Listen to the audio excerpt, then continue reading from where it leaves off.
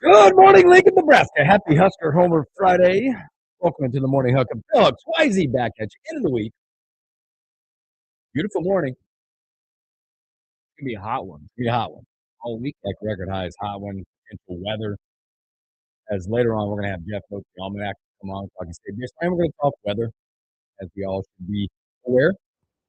Keeping your eyes in the sky. We'll talk about that a little bit. A lot of stuff today. Husker baseball getting to. Husker softball kicking off their regional today. A lot of fun yesterday. NFL schedules released. There were some teams that had some really cool videos and some that were like, you should have kept this one in the draft. Yeah. I've heard, again, I haven't seen a bunch of it, but I heard the Chargers crushed it again. Oh, yeah. It was like a whole Halo theme. Yeah. It was like a 6-minute video. Pretty heard cool. They crushed it again. So we'll talk about this winners and losers from yesterday's deal. Look at the primetime games, what kind of primetime we get, especially Monday night. We always like to look at Monday and Sunday night. Sunday night, Monday night. Games, we'll look at those. A little bit of PGA update as we continue throughout the day.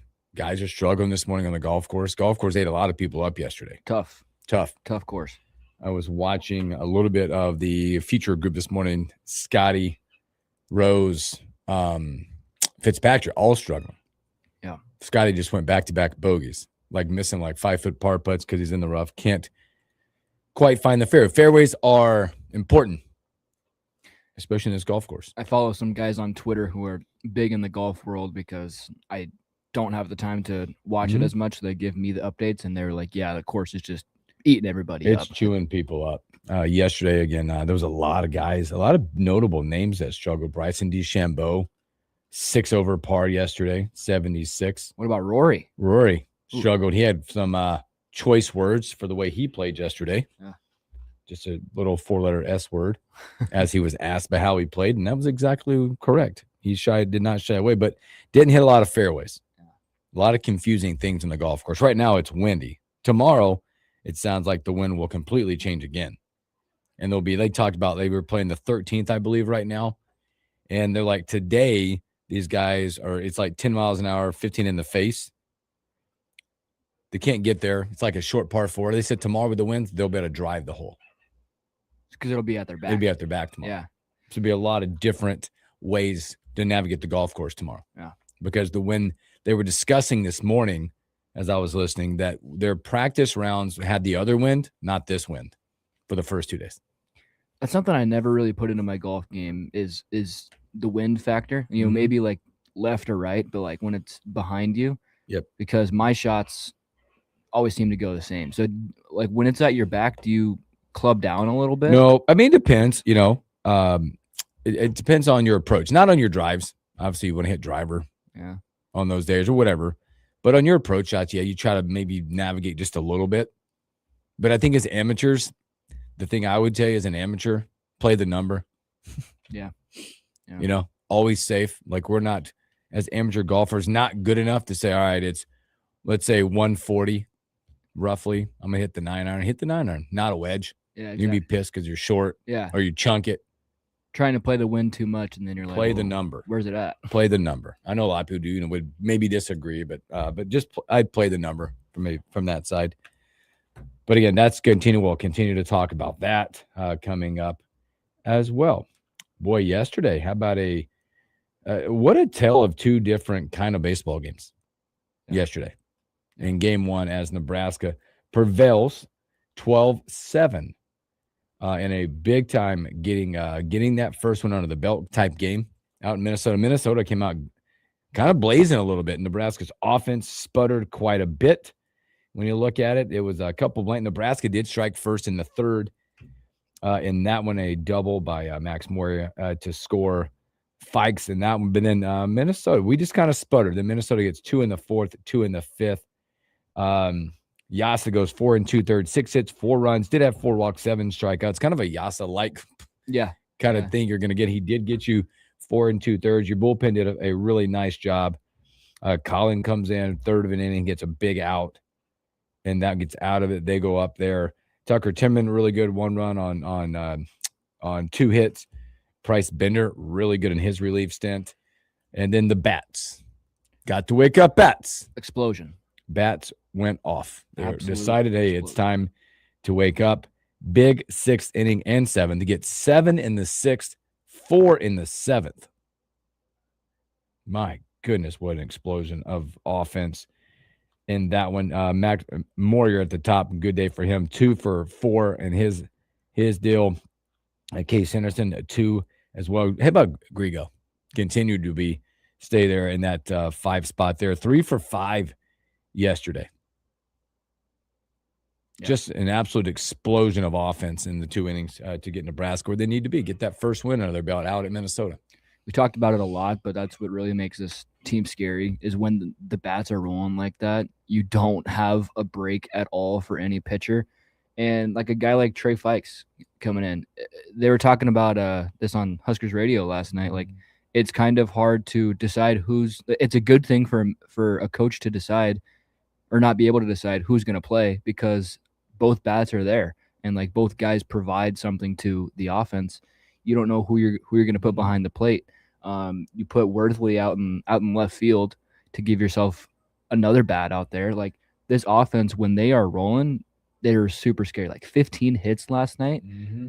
That's something that this team hasn't had in the past couple of years. The wild part about that is Coach Bolt talked about they made a decision they weren't going to lay down. And we saw that at Ohio State. They kind of laid down in a series that adverse situation started to happen. In that 2-inning explosion, by the way, you talk about the hits. We had 15. Mm-hmm. In those 2 innings, 11 runs on 11 hits in 2 innings. Yep. It's what that offense can do for you. Now, start looking at this. That's 1 under your belt. You now sit in that, believe in that live RPI. You're like 12th. Yeah. The RPI is kind of it hard to understand. Jumps around a lot. Some teams, like I was reading the other night, they were at like number 9 in the RPI, lost a game, dropped to 34. So like every game really means something. If you drop one, you put yourself in a really tough situation. Yeah, it's all over the board in that one. There was a weird one I was trying to watch. I was somewhere and I could see the game on and I couldn't hear the sound, but what a long delay on an attempted review of runner interference. Yeah. That thing lasted, what, 20 minutes? Like 25. Could you hear it? I had no idea. I'm like, what are we doing? And then they came back and said basically that the call on the field was correct and there was no change to it or anything. I guess the umpires walked off and then there was a building that they went to. They walked completely off the field and went down a path, and then they were gone for 20 minutes and came back, and there was no change to the original call. No change. Like, what were you guys doing for 25 minutes? I don't know. I was sitting there somewhere. Maybe one of them had to go to the bathroom. Kind of in a little meeting there I was doing. I'm like, whoa, what is happening in this thing? And I was getting texts, and it was a pretty cut and dry. Like, first of all, they bumped into each other, but he was on the safety bag, I believe. Mm-hmm. And also he was in the running lane. Yeah. Now, they did come back after 20 minutes and get the first run of the game. But it was interesting. I'm like, what is happening? Why is this taking so long? And those moments, what I get, what the concern becomes that long is pitching. Yeah. Those delays. Your guy getting cold out there. Your guy, and it was their guy. Yeah. From a Minnesota perspective. He's the one there. Yasa was down in the bullpen getting ready. But again, Nebraska gets it done. And that's a big one. That's a big one to get off to. Now, today, they're going to head back to it. They're throwing their dude. I believe their dude is throwing the day. Ty Horn will get back at it on the bump, coming in at 2-2, 3.97. Cruzman for them is 4-3 with a 3.24 ERA. Big Ten Network, 5 o'clock today. Is that who's going today? I see. Did it change? Because who threw yesterday? Cole Selvig. Okay, they flipped it. So who is today? Is it Morton then? It might be. So I'm looking at the. I just hit the preview. Well, I don't know. Justice was talking about this yesterday. They might be flipping it around. They might. Why are they trying to mess with us? Yeah, they might be having their, because I see Sunday is still to be determined. So they might throw their Sunday guy today. Yeah, I don't know. It could be Morton or it could be their Sunday guy. Yeah, Morton would be the guy we discussed yesterday. Mm-hmm. He comes in at 6th in the Big Ten with a 3.43. So I'm going to sneeze. 1 second. Not yet. He's the one we discussed yesterday. If he were to throw today, getting some looks, not a strikeout guy, 57 2/3 innings, 56 Ks, a little short of 1 an inning on the K market for him. Doesn't give up a lot of home runs, only 6 on the year. Of his 56 strikeouts, 22 looking. Been an interesting matchup. He does boast in his, if you go on the Ks per 9 innings, almost 9 Ks per 9 innings. So it's right on that one, one per inning much. But Ty Horn, you'll get Ty Horn today. Very well documented, though. Ty Horn will come in at 2-2, 3.97. He's thrown 68 innings. A lot of those as of late out of the bullpen. 81 strikeouts. I like the spot for Ty Horn today. And if the bats can stay hot, I like the spot. Yeah. For this team. I'm going to figure out this pitching matchup. It's interesting because I've gotten, I'm on Huskers.com, their preview. Minnesota might be playing little games with us. Is it on the Minnesota site, possibly? Or are they still? That's what I'm looking for. The research department is not. Yeah, because yesterday would have been there, according to Husker.com. The guy Slevig would have been their official Sunday guy when it first came out. Oh, okay. They flipped it to him becoming the Friday. Yeah, originally he was slated, as you look at the Huskers.com baseball preview, they had Slevik going Sunday, but they flipped it. Okay, that makes more sense. So Sunday they might just roll out like a bullpen sort of game, like a bike committee sort of thing. So yeah, Morton must be their guy. All right. Ty Horn versus Isaac Morton. Let's go. Should be a good matchup. Mano a mano. 5 o'clock, Big Ten Network as Nebraska continues. That run, they're vital games, not only the Big Ten, because yesterday, boy, I watched a little baseball yesterday too. UCLA took a little lumping loss yesterday. They did. Not just a little lumping. They kind of got. What was the final, man? They was 8-0. Woo! By Washington. Yeah. Not normal there. No. We're not used to seeing that, are we? And I think USC and Oregon had a really good game last night as well. How did that? I know that Nebraska, standing wise, I believe, is still clinging to that one. Yeah, they're still. I don't know who won that one. They are up. I think it looks like USC might have won that because right now, Nebraska sitting in the conference 21-7, right behind them a game back. USC at 20-8. Oregon falls 2 games back with 2 to play. There's a race going for that. There'll be a race. It looks like Nebraska, I think with that win, probably you're feeling pretty comfortable securely in the top 4 of that with the bye situation. Love to stay at the 2 spot as we talked about yesterday, getting a game on the first game being one out of the losers bracket. USC there. Oregon now 18-10. Purdue 18-10. Michigan 17-11. All vying, trying to get to that illustrious top 4. Man, oh man. Yep. Playoff baseball is almost great here. times we're in right now with Husker baseball. Again, 5 o'clock, Ty Horn to the bump out at Minnesota. Let's take our first break. Let's come back, talk a little NFL. Let's talk about those schedules. We'll talk about your favorite team, our favorite team, and a whole lot more when we return.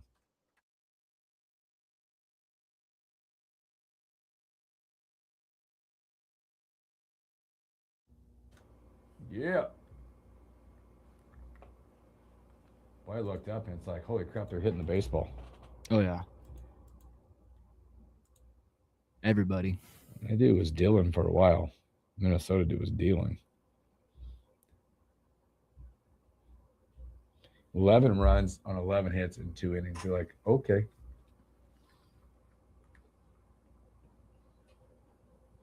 Got to wake up bats. We don't have to name the place, but was your guys' service lackluster than normal yesterday? Yeah.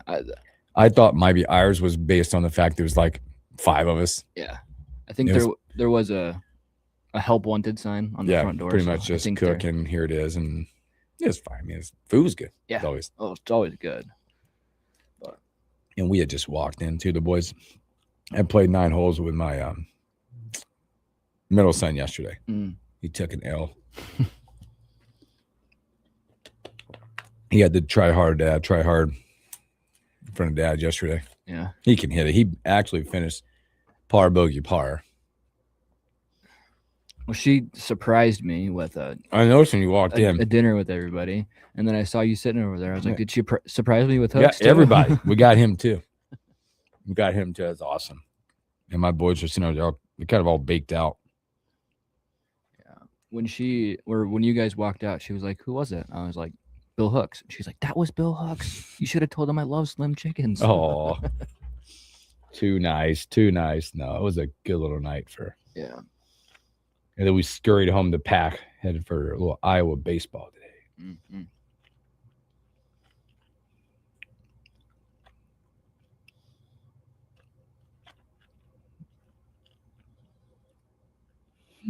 Let's see here. Don't need that one. Let's see. That's 15, $17 ago.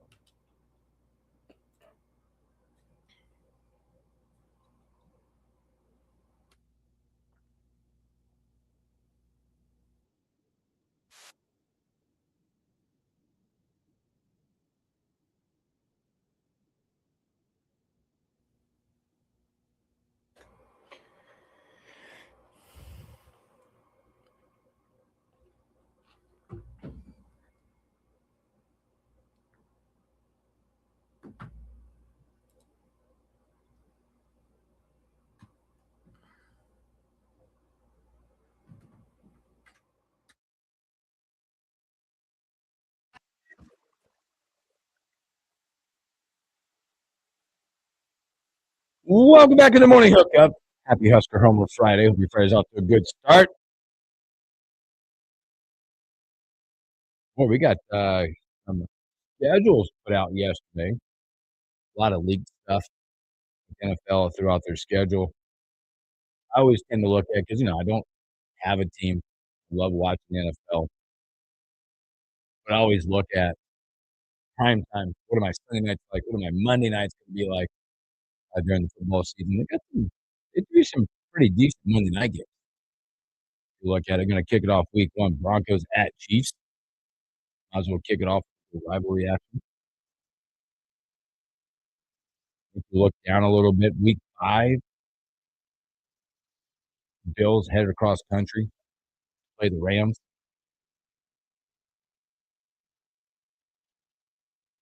You go Chargers at Ravens. That'll be in week 10. Week 15, right around the late December, my friend. Monday night, Patriots at Chiefs. Oof, how about that one? We'll see how the team does this year with all of the controversy going Now, on in the offseason. I don't know how much that will affect things. I hope it yeah, it should be something to be played. Boy, I tell you what they really did is that they have officially taken over Thanksgiving Day, haven't they? So you can see this schedule. 5 Thanksgiving matchups. Day match. 5 Thanksgiving Day matchups. It's gonna be it's Thanksgiving Eve, the 25th day before they go Packers at Rams. Kick off to be a Netflix show. Then on Thanksgiving, Bears at Lions. Bears are up and coming. Watch out. That'd be a good divisional matchup in that one. Give you the Eagles at Cowboys. Then we go, boy, how about Chiefs Bills that night? Mm-hmm. My goodness. And then on Black Friday, go Broncos at Steelers. With Aaron Rodgers, we don't know. Or without. Thursday night matchups. I love looking again. I'm not a Thursday night fan. Not at all. But they did give us, I would say, some decent matchups. How about you'll kick it off week 2 and yeah, that's the one that jumps out. They open up the new stadium out in Buffalo. Lions headed out there. Take on the Bills. I mean, 49ers, Rams, Yeah, usually a pretty good one. I think we can look at a few other ones like Seattle in week 6, headed to Denver on a Thursday night. Dude, that sounds good. But then you got games like week 4, you got the Steelers and the Browns. Yeah, I don't know if that one will be on my TV. it'd be something that what else can I watch? Week 7, about your Patriots headed out to Chicago. That's a fun little game right there. Thursday night affair out there. And I agree. Some of these are like, man, what are we doing? New Year's Eve, they give you a really good probably it's the final one, the Ravens at Bengals. What would the implications be on a Thursday night in Cincinnati in that division? The Patriots they hit it a couple of times. They will also get week 14, Minnesota at New England. Draw them out of the dome. There were some winners and some losers yesterday when you start taking a peek at some of these. They throw the Patriots as one of the losers. Really? Yep. Because look at they opened up their schedule. Have you looked at their schedule? Their first 3 games? Yeah. Well, it's Seattle, week 1. Winner division. Who's week 2? I don't have it on hand right here. They open up with 3 division winners in their first 3 weeks. Oof. Yeah. You get, yeah. Got to start hot. Now, they're not world beaters, right? Obviously, you talk about that first one. You'll get Seattle. You talk about Seattle. Then they get the South champion Carolina Panthers. Then the Steelers out of the North. So it's not a juggernaut of division winners. Seattle, big winner, man. Defending Super Bowl champion. Seattle play in 7 standalone games, 6 of which will be in primetime. They got the primetime. Champion gets primetime. Mm-hmm. If you look at those games they get really good prime times. Week 1, the Patriots. Week 6, the Broncos. Week 7, the Chiefs. Week 8, the Bears. Week 13, the Cowboys. Week 15, the Eagles and the Rams to wrap it out in week 16. Pretty solid schedule for the champions.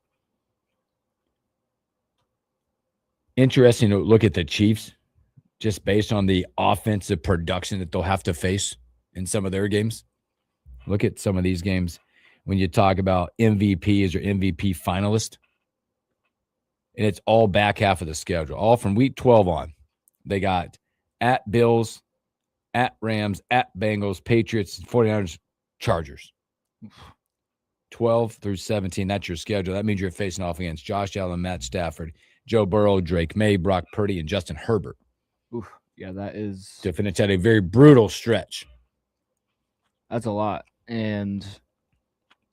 look at those candidates. I mean, that's MVP quarterback candidates or ones that have won the MVP. It'll be a different Chiefs defense too, as they lost 2 really important corners that are no longer in their secondary. So it'll, that's the thing though, is Spagnuolo's been a guy that's been around for a long time and been a great defensive coordinator in this league. So it'll be a fun matchup between Spags defense against all those MVP finalists. All of them. Like you mentioned, Josh Allen, 1-24. You got the defending MVP of Matt Stafford, Joe Burrow, a 2-time finalist, Drake May, Purdy, Herbert, all been in the race for it.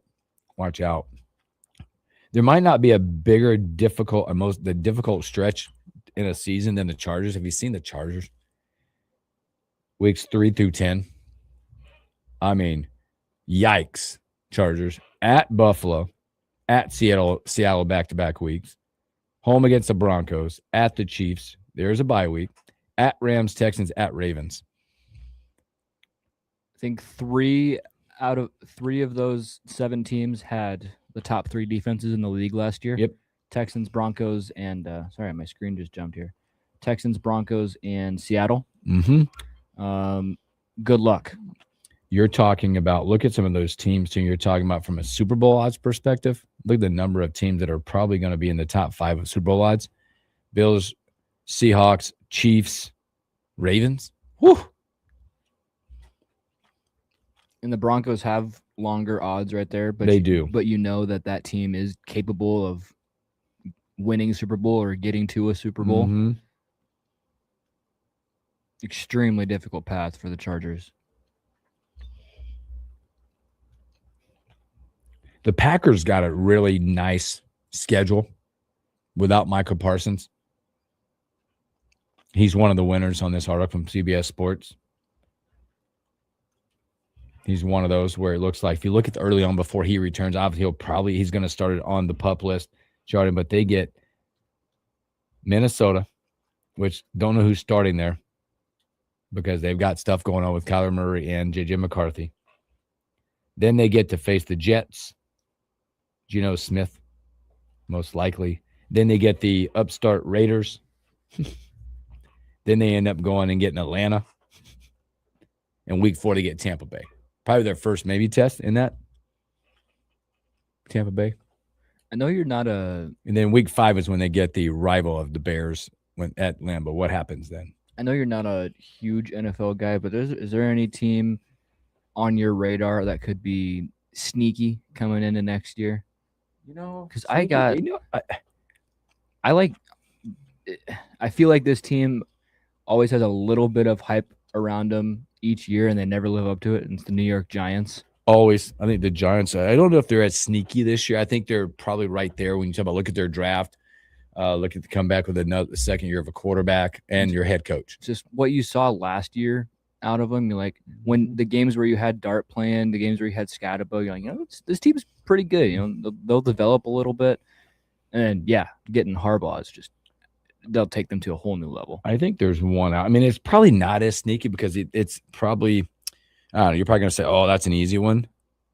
I think the Bears. Yeah. No, I know they were 11-6 and won the division last year. You're going, oh, Hooks, what do you mean? Like the Bears, boy, they've made some moves. They're going to be okay. Oh, yeah. They're going to be a tough one, that division. I think the one team, the Vikings won't be very good. Green Bay, what did they look like defensively? Because obviously had injuries late with Micah Parsons, and then Jordan Love was pretty banged up. Detroit, boy, question marks. Have they gotten to their honeymoon phase? It's over. It's starting to be the twilight of what's going on there. Mm-hmm. Question marks. The Bears look to maybe be able to handle that division for some time. Another one that I think's made some pretty good moves, and it's in a very not good, probably just not a good division, top to bottom. Not that I've said they're going to win everything and be that good, but I think the Saints have made some sneaky good moves. They feel like they have their quarterback. He's good. Drafted well. They were 6-11 last year. It was only 2 games out of first place in that division. I mean, the Carolina by default 8-9 last year won the division. Yeah. 3 8-9 teams last year in that division. They did have a really good draft, and giving Tyler Shucks some weapons, because that was what the Saints were missing. He was throwing to just guys that were coming off the practice squad, and now you have some real threats. And Kellen Moore is an up and coming coach in this league. I think he's been a good offensive coordinator, newer head coach. I like that the Saints coming into next year. Do we talk Sunday Night Football? Because I think Sunday Night Football might be as good or better than Monday night. Really? They stacked Sunday night. Obviously, you get the opening. You get just the traditional opening of the Dallas Cowboys at the Giants. But listen to some of these games you're going to get on Sunday nights. Colts at Kansas City. Rams at Denver. Cowboys at Green Bay. Kansas City at Seattle. Jumped on me there. Sorry. Then you get Patriots at Chargers. Bills at Green Bay. Detroit at Minnesota. Philadelphia at San Francisco. Sunday night is stacked up. NFL did a really nice job schedule-wise for the prime time, because most people, I know if you have your favorite team or not, really want to look at those primetime nights. How am I going to spend my Sunday nights? I'm having dinner, and what's my Sunday night going to be like? And then Monday night, what's that going to look like?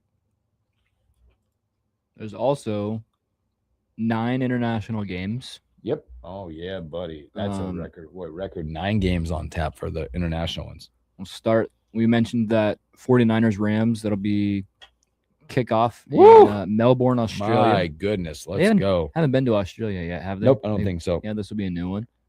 That's their first game. Netflix. Netflix, boy, moneymaker. Ravens, Cowboys, and Rio. That'll be a good one. That's another good one on Sunday nights. This one, if you want to wake up early on October 4th, 9:30 a.m. Eastern, Colts Commanders could be a good game. Yeah. Could be also a sleepy one. From Tottenham, got Londoning. All right. Daniel Jones and Jaden Daniels. I tell you what, they just don't like the Jaguars. They're trying to get the Jaguars to move, aren't they? You might as well call them the London Jaguars. Send them back out there. They go there every year. sometimes for multiple weeks. Actually, yeah, they do go back-to-back weeks here in London. Almost every time against Philly and Houston. Just stay out there. They just stay. They're gonna and they move stadiums too. It's like one's in Tottenham and the other one's in Wembley. Kind of brutal. Be in Paris, the Steelers and the Saints. Ugh, that one sounds. That's a stinker. That one sounds kind of gross. 8:30 in the morning, Steelers and Saints. Yep. Oof. Bengals, Falcons. Yeah, sure. There's your Week 10 look up. Take that one. That's a good one. Lions, Patriots from Munich. Really good one there. Week 11, you're talking about the 49ers, Vikings. I know the Vikings aren't going to be very good. I don't think. But the NFL did a really nice job, I think, of mocking these schedules up, making them look good. I think really loading up your primetime games. CBS, by the way, CBS is going to have over 100 games on the regular season. Man. 100 games. Be incredible. Something to look forward to for sure. Good morning, Todd. Good morning, Arlo. Good morning, Shane. Shane says, I'm already planning on October trip to Denver, Seattle Broncos, Thursday night football. Yeah, it'd be an amazing trip. Be a really good trip.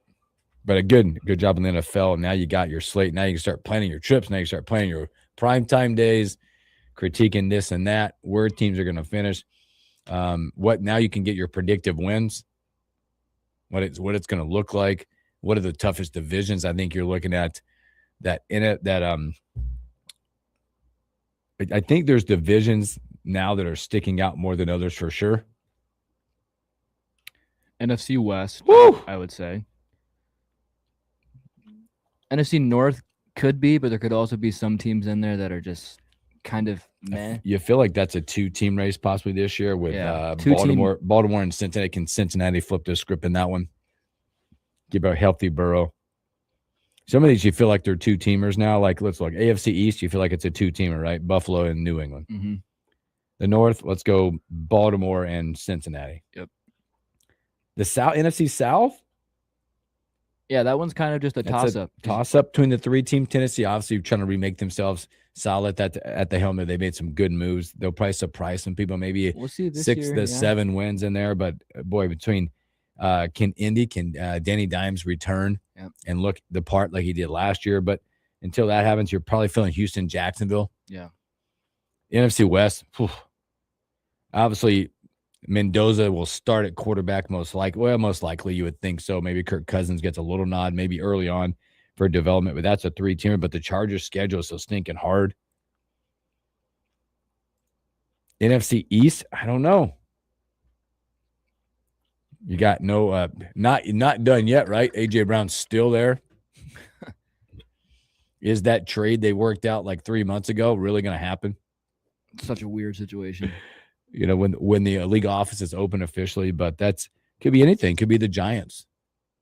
The team that nobody's talking about a lot is probably the Commanders. Yeah. The North, boy, I'm going to say that's a Minnesota. Probably you're least likely to come out of there. I think a lot of feeling is maybe you're just feeling Green Bay, Chicago, and maybe Detroit. As things have flipped how they finished their season. Which coming into last year, it felt like Detroit was the leader in that. Yep. But now it's a different feeling, it feels like. Yeah. The South, who knows, who cares? Last team standing. Yeah. Everybody's going to eat each other alive. Is Carolina for real? Was that really a Bryce Young, what we're going to see? Because he was pretty good last year for that team. Baker, injured a lot. Yeah. Is he still there? Yeah. Atlanta, what do they got? Penix and Tua? Yikes. Yeah. Same person. And then you're excited if you're a Saints fan looking at what you're starting with and where you're going. And I think minus in the NFC West, minus the Cardinals, who are probably going to stink. That's a tough race out there. They all got a shot. That's a tough race out there. Looking at some of those predictive models, what that looks like. It's a really tough race. The NFL, so I think going back to it, you got what? We could throw 3 really tough divisions. Not all of them, but I'm saying if you're ranking the divisions, I think you're in AFC West going, all right, that's tough. Mm-hmm. And you're probably going NFC West, that's tough. But now you're trying to formulate a lot of these divisions are two-teamers right now based on evolution of players and coaches. But a whole lot more than the NFL. It's there. Let's take another break. We'll come back and let's do some This Day in Sports when we return.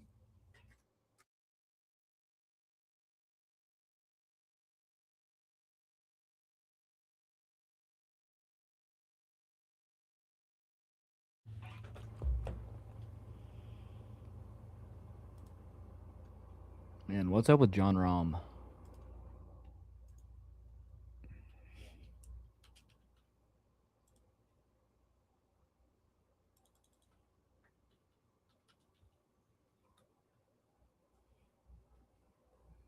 I guess.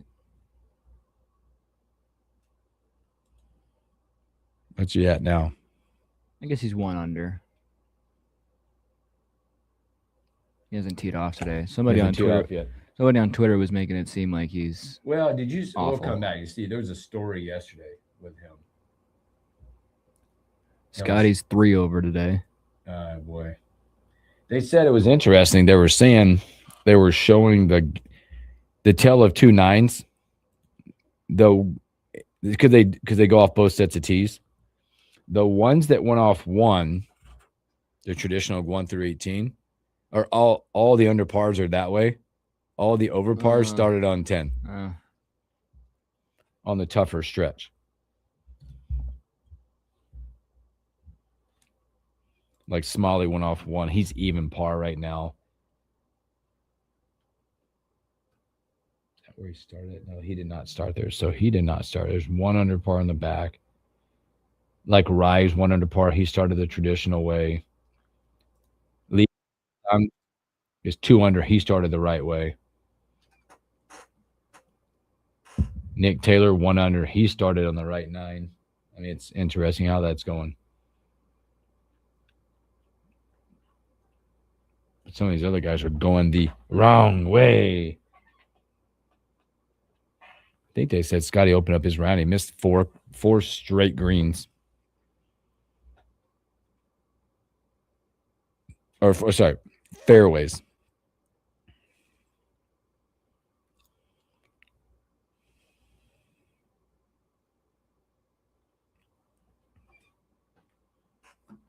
Am I supposed to read this or something? They sent this to me. Did you listen to the new Drake album? I didn't, but it was like, oh my gosh. Albums. Did he drop 3 of them? Yeah.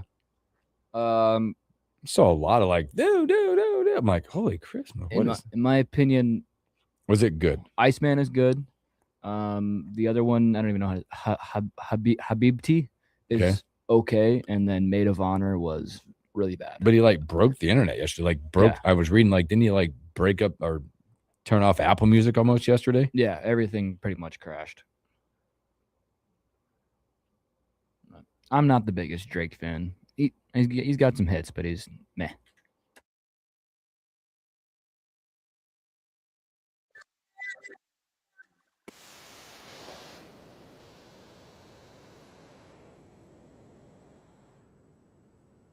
Welcome back into Morning Hookup.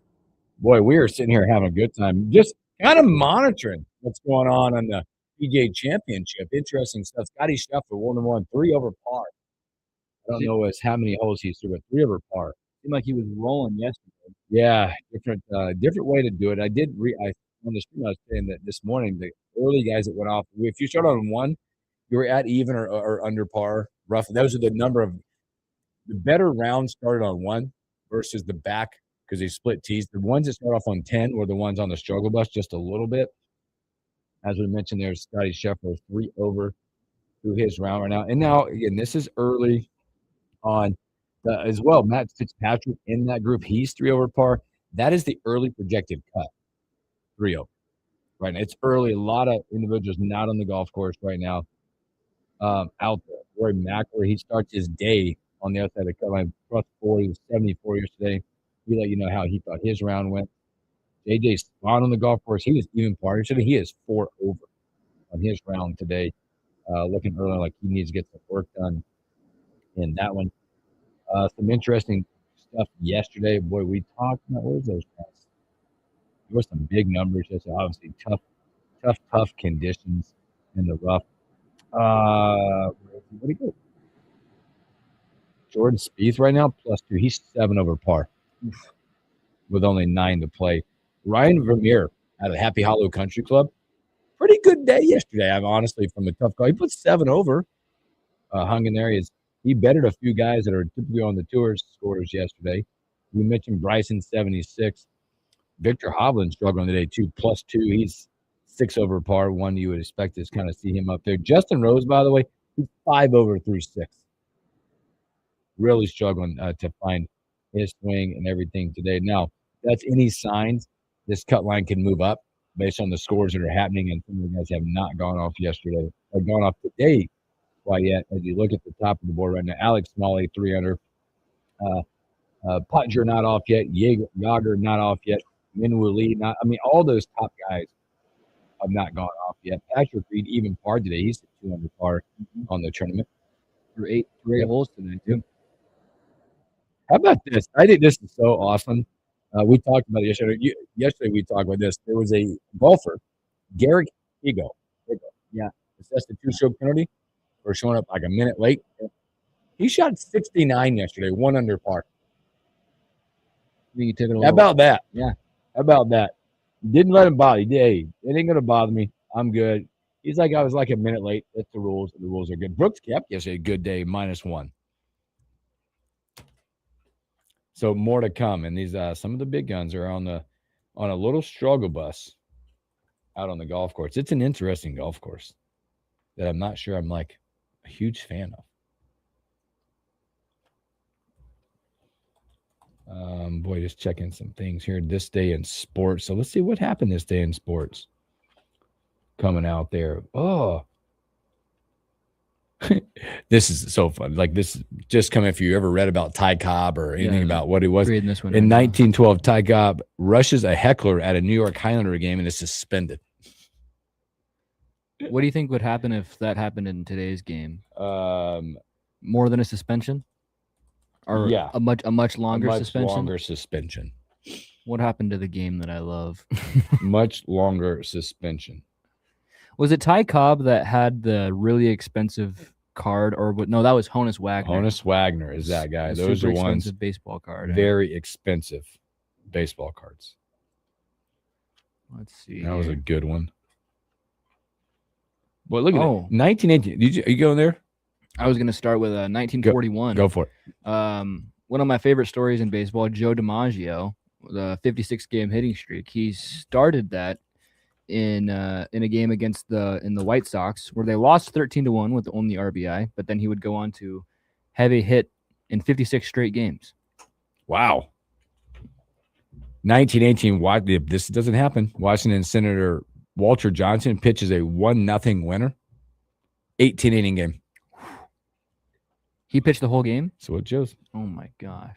18 innings. There's your DiMaggio. That was a good one.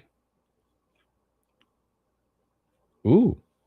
1959 was a 100th anniversary reenactment of the first college baseball game between Amherst and Williams. Huh.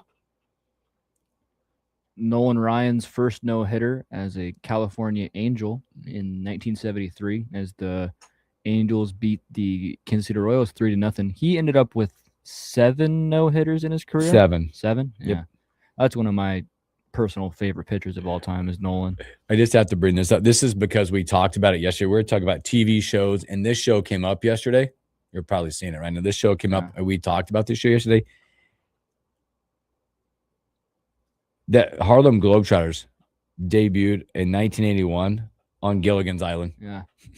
Gilligan's Island's such a classic. We've talked about classic TV shows yesterday and ones that we're all about.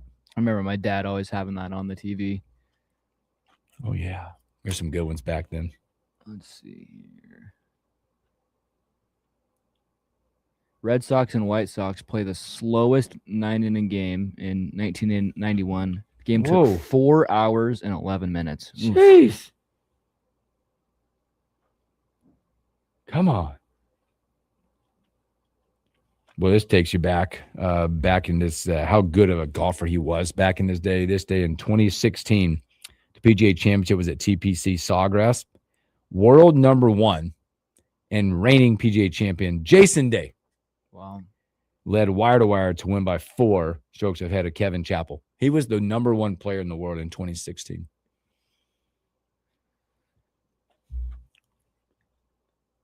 2022, the Pittsburgh yes, Pirates that's amazing. beat the Cincinnati Reds, despite getting no hits. Oh, no hits. And they won. So they could have had a walk, a wild pitch, balk, hit by pitch, I know something that didn't. Yeah, I'd like to get the box score. Let's find that box score. What are you doing if you're that pitching staff and you no hit another team and you still lose the game? Like, the offense, you couldn't have done anything for me. You couldn't have scored 1 run. We just blanked them. You guys couldn't help us out. I gotta find this box score. 1-0 game. Here it is. The Pirates. Here you go. In 2022, game between the Pirates and the Cincinnati Reds, the Pirates won 1-0 despite not allowing any hits. Hunter Green and Art Warren combined to allow 0 hits, but the Pirates scored a run in the bottom of the 8th. You ready? 3 walks and a ground out. Victory made the Pirates a 6-team in MLB history to win without any hits since 1901. It actually happened in 2008. Oh, my gosh. But, yeah, there's 3 walks and a ground out. The second time since 1901? Yeah, so it made 6-team in MLB history. Oh, 6-team. Okay. But it did occur there. 3 walks. My gosh. And a ground out. I would line up the offense in the locker room like, come on, guys. God, what are we doing? Serious? I mean, I balled out. What are we doing? Let's see a few other ones out. Let's see, check on some birthdays. Oh, here's one locally everybody will love. Born in 1953, Hall of Fame third baseman, 13-time MLB All-Star, World Series 1985, AL MVP in 1980. Happy birthday, George Brett. There is no better video than him storming out of that dugout after he had pine tar on the bat. Yep. Happy birthday, George Brett. Hey, somebody just like us has a big-time show also in 1950s, born in 1956. Happy birthday, Dan Patrick. One of the best running backs of all time, Emmitt Smith. Woo! 3-time NFL rushing leader, 93 MVP, 95 NFL MVP. Happy birthday, Emmett. Also back away, Hall of Fame baseball pitcher, 8-time Major League All-Star, World Series champion 1995, Cy Young in 96. Happy birthday, John Smoltz. Smoltzy, happy birthday. Boy, a lot of birthdays on this one. Yeah, there is. I'm not even giving him the satisfaction of telling him happy birthday in 1970. See it? We're not doing it. Which one? There's a lot in 1970. Well, you'll find it. You'll see it. I don't know if I am. Go down. You're starting to say it's the third one down from the 1970. Oh, yep. yeah, okay. Not giving you satisfaction. Yeah. We're not talking about you. 1975, Hall of Fame linebacker, 13-time Pro Bowler, Super Bowl MVP in 2000 from the Baltimore Ravens. Ray Lewis turns 51 today. Man, there's so many on here. Kid, this is incredible. All the good birthdays. All birthdays are good birthdays.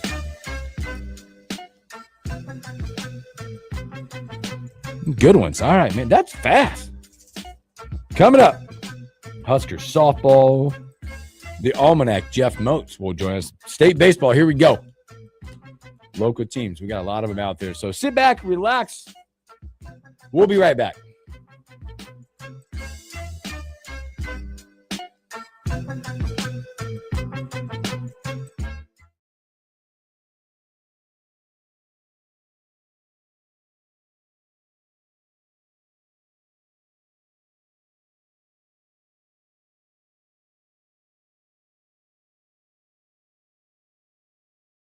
CordellCordell.com to schedule your consultation. There's a lot on the line in divorce. This is Joe Cordell of Cordell & Cordell, the largest family law firm in the country, with over 35 years of helping clients navigate divorce. But being big doesn't mean less personal or less local.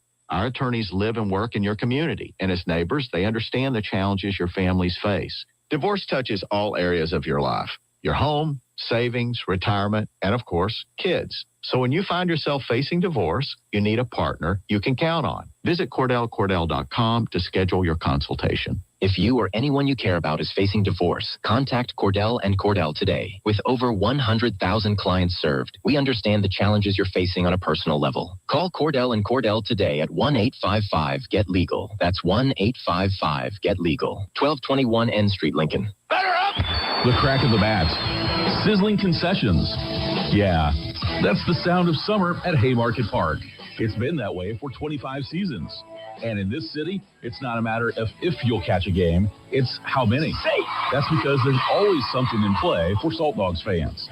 From saluting our troops to Friday night fireworks, your local tradition plays on. Let's show summer how Lincoln celebrates 25 seasons. Get your tickets at saltdogs.com. I know that hiring can be challenging. You need someone to match your role perfectly. Well, now you can meet them fast on ZipRecruiter. Build your team, build it sooner. Meet your match on ZipRecruiter. Just head to ZipRecruiter.com/free right now to try it for free. That's ZipRecruiter.com/free. Meet your match on ZipRecruiter. Try it free. Hey, outdoor fans, Hershey here with a quick update from your friends at Nebraska Outdoors and your Nebraska Game and Parks. With the Salt Dogs baseball season soon in full swing, we're shifting our schedule. Nebraska Outdoors will be moving from Thursday evenings to Saturday mornings beginning May 23rd. Start your weekend right with the same great stories, tips, and outdoor adventures, now airing bright and early Saturdays at 6 during the Salt Dogs season. Don't miss Nebraska Outdoors, coming soon to Saturday morning at 6 a.m. on KFOR. Some people reach a line and stop. Some hit a wall and turn around. Then there are the ones who cross the line, climb the wall, face obstacles, and turn them to their advantage. That's where we come in. We're the Next Rodeo. We design bold marketing that drives real growth. A creative partner for businesses ready to push forward beyond what's expected. The Next Rodeo. Learn more at thenextrodeo.com. Hi, I'm Chuck McDowell, the timeshare cancellation guy and founder of Wesley Financial Group. And I want to set the record straight. I am not an attorney. I've never wanted to be an attorney. And the truth is, I really don't even like attorneys. If I sound like an attorney, I'll apologize. But what I've learned in my 15 years in the timeshare cancellation business is you don't need to be an attorney to get folks out of their timeshare. After 15 years and over 50,000 cancellations, I can tell you with confidence, we know how to get you out of your timeshare. Call us today and we'll send you our timeshare exit guide absolutely free with all your options for cancellation. Attorneys, this was meant to be funny, so please don't sue me, especially my friend Kenneth from Black River Falls, Wisconsin. Call now for your free timeshare exit info kit. 800-838-6767. 800-838-6767. 800-838-6767. Lincoln's local news, talk, sports, and weather station. FM 101.5, 1240 AM, KFOR, and KFRX HD3. Lincoln. From ABC News, I'm Chuck Sievertson. Questions remain as President Trump flies back home from the Beijing summit. He's touting what he calls fantastic trade deals, but Chinese officials confirming nothing. ABC's Mary Bruce in the Chinese capital. The president came to Beijing hoping to convince Xi to use his influence over Iran, one of China's closest allies, to open the Strait of Hormuz. We did discuss Iran. We feel very similar to Iran. But it's unclear if Xi agreed to pressure Iran. They are allies. China provides a lot of support to Iran. Iran sells a majority of its oil to China, but ultimately Iran views the Strait of Hormuz as its only real leverage point. They can't actually fight the United States military. They're completely overmatched. So even with the pressure of President Xi, it's unlikely that Iran would do this. ABC News contributor, former Pentagon official Mick Mulroy. President Trump on social media announcing the location of his proposed National Garden of American Heroes in West Potomac Park. Sources tell ABC News President Trump is expected to drop his lawsuit against the IRS in exchange for potential taxpayer-funded financial comp for allies, including January 6th rioters he pardoned. ABC's Rachel Scott. The proposed fund, which could face legal hurdles, would draw its money from a Treasury Department judgment fund, a permanent bucket of federal dollars used to pay court judgments and settlements, sources said. The settlement terms are expected to bar the president from directly receiving payments related to the claims of his lawsuits, but it does not explicitly prohibit entities associated with him from doing so. An Iraqi national firebombed a bank in Amsterdam, tried to set off homemade bombs at a bank in Paris, coordinated an attack against Jewish institutions in the U.S., and stabbed 2 people in London, all to stop the U.S. and Israel from waging war in Iran. That in a criminal complaint unsealed today in New York. The man has a hearing today. You're listening to ABC News. Wesley Financial Group is not a law firm. Ask yourself this question. Is it really worth holding on to that timeshare that you know you need to get rid of? Here's the truth. The average maintenance fee just went up over 17%. That could have been 117%, and there's nothing you can do about it. When you buy a timeshare, you give them a blank check for annual maintenance and assessment fees. I'm Chuck McDowell, founder of Wesley Financial Group. For 15 years, I've helped over 50,000 families cancel their timeshare. Not sell it, not transfer it, cancel it. Did you buy a timeshare because they told you it was a great investment and your maintenance fees would never go up? That's a lie. Are you ready to get rid of your timeshare once and for all? Simply call us and I'll send you our timeshare exit kit that explains all your options for cancellation. Call Wesley now for your timeshare exit kit. 800-979-3535. That's 800-979-3535. 800-979-3535. One area college is closed today because of threats. Good morning, I'm Jeff Modes. We're at 76 degrees at KFOR. Southeast Community College officials say all campuses and learning centers are closed today after the college received a threat of violence directed at the Lincoln campus. In a statement on their website, SEC said that there is no active threat or shooter on campus, but the closures are made out of an abundance of caution. The school adds that they are working closely with police and other law enforcement as this investigation continues. There's a slight risk of severe weather later today and tonight in the Lincoln area, with another slight risk possible for tomorrow, but an enhanced risk for Sunday and Monday.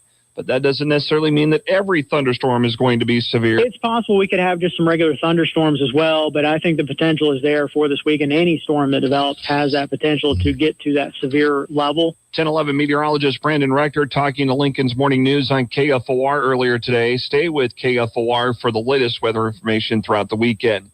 Better prepare for the hot weather, though, today. We have a heat response plan, a heat safety website, and resources to help the community prepare for and stay safe in extreme heat.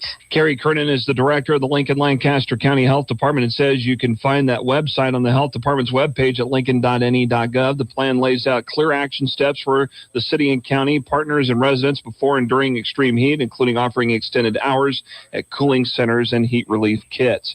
And a reminder, Governor Jim Pillen has ordered all U.S. and Nebraska flags to be flown at half-staff until sunset today in observance of Peace Officers Memorial Day. The directive follows a national proclamation issued by President Trump.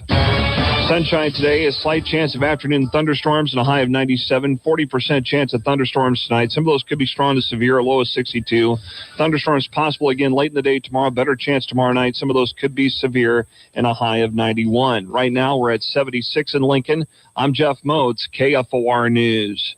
Get the home comfort you need now with flexible financing options for tomorrow. Ask Wellman Heating and Air Conditioning about Carrier Cool Cash incentives up to $1,700 and 0% financing. Contact Wellman to see how a new Carrier high-efficiency system may be the right solution for your home. Call Wellman Heating and Air Conditioning. Carrier offers and rebates will vary. See Wellman for details.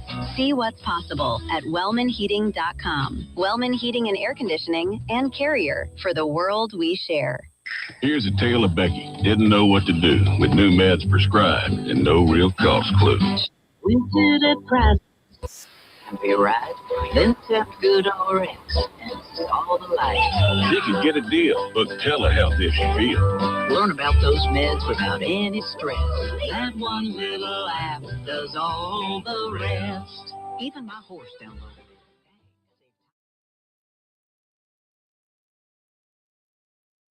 it. This is the Morning Hookup on KFOR.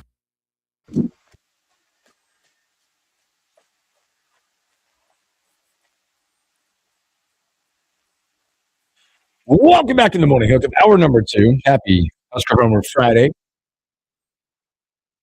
Coming up in a little bit here, we got Jeff Notes, the Almanac, talking state baseball getting kicked off. Local teams, local flavors, headed to hopefully some state championships. A few going. Then you got East and Southwest, Pius, Standing Bear out there. We'll talk about those guys. There were some upsets, man. Some teams that I think were locked in. You thought were locked in and just couldn't get it done. There was a repeat champion that didn't make it in. A few some of those other classes that looked dominant all year. Mm-hmm. That's probably the bigger surprises when we talk to Motu in a few minutes. Should be a fun year. There's a lot of good local teams that are fun to talk about, fun to watch. Yep. Shane, you're funny. Said you're right, Hooksy. Cardinals will be so bad. Jacoby Brissett at quarterback. I feel like that guy, man, he's got some skills. Like, obviously, to be in the NFL, you got to have skills. But they just like, hey, we're not going to be very good. We want to play quarterback. Yeah. You good for us? They kind of just like he spent some of his time like that and like as a journeyman doing that. Yeah. Like some of the teams he's played on. Didn't he? It was with the Colts for a while, right? Yeah, he was with New England for a while too, mainly as a backup. Got some run, but yeah, that's basically been the epitome of his career. Is hey man, it's a journey. Hey, you're getting to play. We need somebody to throw the ball. It was a year. Boy, look at this run. He was a year with the Patriots in 2016. Spent a 3-year stint with the Colts. Year with the Dolphins. Year with the Browns. Look at the place he's been. Yep. Year with the Commanders. Back to another year with the Patriots. And then since last year and this year, he'll be with the Arizona Cardinals. Man, he does hold a couple of records. Lowest career lowest career interception rate, 1.3. Completions in a regular season game, 47.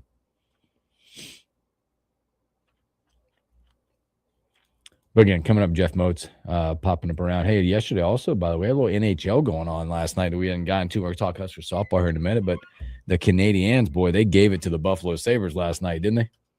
My goodness, 6-3 to take a commanding 3-2 lead in that. They'll go back, take that north of the border up to Canada, up in Montreal, coming up in that one to try to close that one out. And in a game that was, boy, we highly anticipated this one, and just too many goals from the Golden Knights last night. 5-1, 3 in the first. I watched part of that. They were just skating so much faster and so much more physical than Anaheim last night, and goal. And it was just like, all right. Show of life a little bit from Anaheim in the second with that one goal, but 2 more in the third.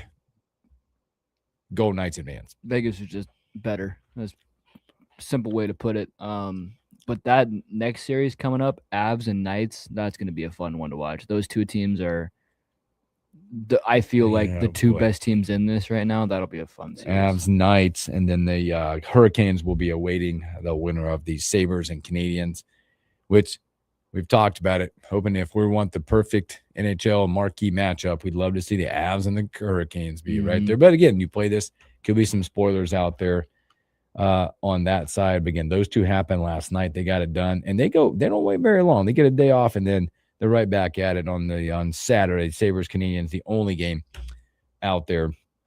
From there, NBA, I believe, was off last night. They'll go back at it with a couple of teams trying to start off elimination today. The Pistons at Cleveland tonight. Cleveland, a 4.5-point favorite. And that one, Spurs are in Minnesota. It's an interesting line, by the way. 5.5. Ooh. It's about where it's at. Minnesota's been pretty good at home. Mm-hmm. But now, remember the last time that they played at home? Wembanyama was ejected for the elbow. He will be in attendance for this one. Interesting there. The T-Wolves and the Pistons are trying to start off elimination of that one. Boy, also, it is definitely postseason time. Boy, today, the Husker Regional, the softball regional get kicked off. We talked a lot about this yesterday. They get South Dakota. I haven't seen it anywhere yet, but anticipating this is a Jensen game in the circle, as documented last year. Fromm threw a lot of innings in the postseason. You feel like this is one of those where you can get Jensen out there, continue her postseason experience. She's been dominant inside the circle along with Jordy Fromm. Good day to hit the softball around a little bit, maybe get a quick one in out there at 5:30. 5:30. I agree with you on saving Jensen for this one. Just some quick notes about South Dakota. Yep. They come in 20-34 on the season. So not great. Not beating it up. They got an automatic qualification for the tournament because they went on a run and won their tournament. So, maybe they're playing good ball right now. They're hitting 272 on the season, only 22 home runs. So not a lot of power in their bats, but they do have some extra base hits with around 60 doubles. Cool little thing here. Brooke Carey, sister of Husker baseball player Dylan Carey, actually leads the Coyote offense. Yeah. So that's something really cool. She's probably their best hitter. And then they got a couple other girls that have some pop in their bats, but should be a game where Nebraska has the advantage in pretty much every department, and Jensen should go out there and throw pretty well, and don't really see any areas where the offense will slow down either. So yeah, I think this is one of those games like you run Jensen out to the bump out there, let Fromm play first base and hit, and then Huskers hit the baseball. Hit the softball around a little bit. Maybe this is a quick one that's a run rule advantage type thing. That's what you hope for. You're hoping for that, and then you sit back and you wait to get that winner of the Grand Canyon Louisville, which Louisville been an interesting matchup if we get to that point. Yeah. ESPN Plus, by the way, 5:30 first pitch, ESPN Plus in that one. So again, there's other softball going on down there. I expect a massive crowd down at Bowling Stadium. Big numbers out there tonight. So that'd be awesome. Hopefully the weather stays away from that series and that entire region. It would be fantastic if you would leave us alone for a little bit. Give us the rain. Wait till after 5:30. Don't give us the other stuff that comes. Just give us the rain. Yeah, that's fine. I feel like that's foregone. Far too far, though. So, all right, good stuff. Let's take a break. I know it's a quick one, but we'll come back, and he's sitting over there. He's probably getting some weather notes. But coming up, we'll talk state baseball, probably some state soccer, and a whole lot more with the Almanac Jeff Moats.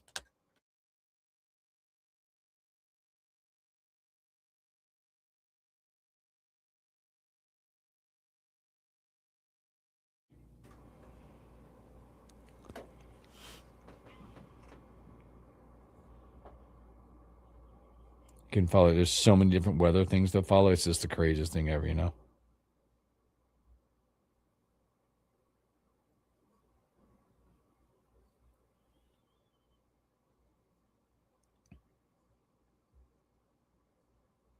Ugh.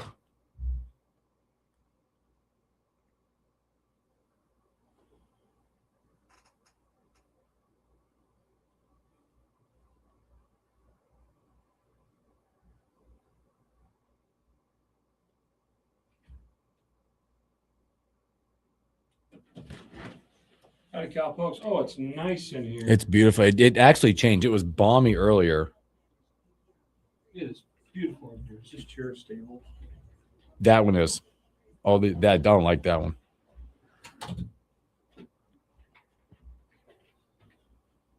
East is up 1-0, bottom of the fourth at last check. Okay, beautiful. Should be plugged in. Let me give you a little audio here. Hello. I don't hear anything. Why is it you want to give Mozi his mic? It is. It's cutting in and out. There we go. There you go. There we go. Good to go. Yeah. Jeff Moats. Yeah. Providing all kinds of updates today. Heck yeah. All right. I'll get, let's see.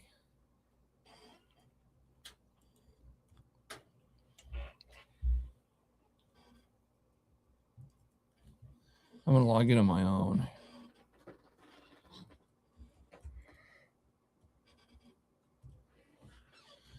All set up. My bad. She had you set up. No, that's all right. That's all right. I forgot Elijah's off this morning. He's at the dentist. What's your dentist's name? Crentist. Crentist. Your dentist's name is Crentist? There you go. Dwight Schrute, everybody. Welcome to the morning.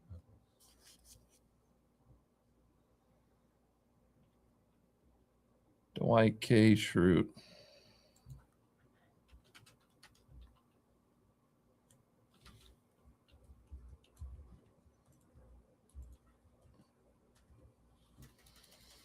Okay.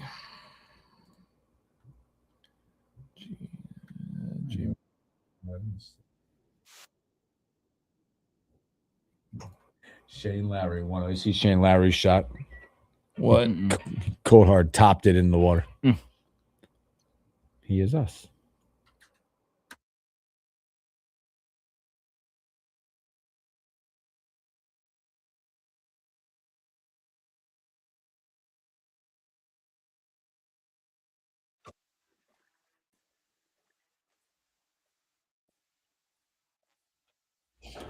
Welcome back in the morning, Cook. And happy Husker Homer Friday. As we just mentioned there, it is a Husker kind of day. You've got Nebraska baseball. The Breath of Minnesota kind of get game 2. Ty Horn going. The Bombfield will be on at 5 o'clock for that one. And then, but locally, right here down at Bowling Stadium, you have your Nebraska softball, number 1 in the country by some services, number 4 overall speed, taking on South Dakota today. 5 o'clock down at 5:30. 5:30 down at Bowling Stadium on ESPN Plus. Yeah, about on the Plus. Well, and the then first game is on the it's on U, ESPNU, which we you get can the normally Plus. get. Yeah, I don't understand how that works. no need. But we got the Almanac Moats. We talk state baseball again. We also at somewhere in this segment we'll talk about weather as well because there's I'm sure he's got the new weather updates. But I think it just came out. Maybe some rough. Well, I mean, let's go there because okay. there's a lot of there's a 4-day adventure possibly happening. Let's go ahead and talk there. By the way, YZ, I'm in backstage here on StreamYard if you want to bring me in. But there we go. The weather situation right now for today looks like that we're in a slight risk of severe weather, which I don't anticipate, a tornado outbreak Today, the sirens most likely won't go off. Well, I mean, you never know. You don't know. Eyes of the sky. Stay up and careful. And to emphasize, those are outdoor warning devices. Those are meant to be heard outdoor. Don't rely on them if you're indoors. If you get a warning or whatever of any kind, that's where you need to take cover and all that. But it looks like the threats today and even tomorrow could be damaging winds, large hail, heavy rain. The day on Sunday and even Monday look like those 2 days in particular may be dangerous days for severe weather based upon what they're looking at with the forecast. I mean, the potential's there for, again, the damaging winds, large hail, heavy rain, and isolated tornadoes could be possible too, Sunday and Monday. They've put the Lincoln area in an enhanced risk of severe weather. It goes up to Omaha, out west to Grand Island, and points north and west from there. Monday, it looks like that bullseye will be right overhead. And so, again, just a good idea to be weather aware. Keep an eye to the sky if you got stuff planned. Monday's typically a work day for a lot of folks. But if you have other plans going on, you're going to be outside. If you're going up to state baseball at any point tomorrow or, well, for that matter, they're playing games at 9 and noon today. They're doing that tomorrow. So we'll be able to get games out of the way today and tomorrow in all classes for the most part, except for tomorrow night, I think, in Class C. But Monday especially, if you're going up to either Warner Park or Tal Anderson Field, the best advice would be to keep an eye on the sky because Monday may be a day where that could impact, that weather situation could impact a number of things. So the one thing you could do is keep it tuned here to KFOR or any of our other connoisseur media stations in the building for the latest weather information, text alerts. You can text the word warning to 402-258-2800 as well. We only send out text alerts when it comes to watches and warnings that impact Lincoln and Lancaster County. Now, if there are other adjacent counties included with Lancaster, we'll send it out too.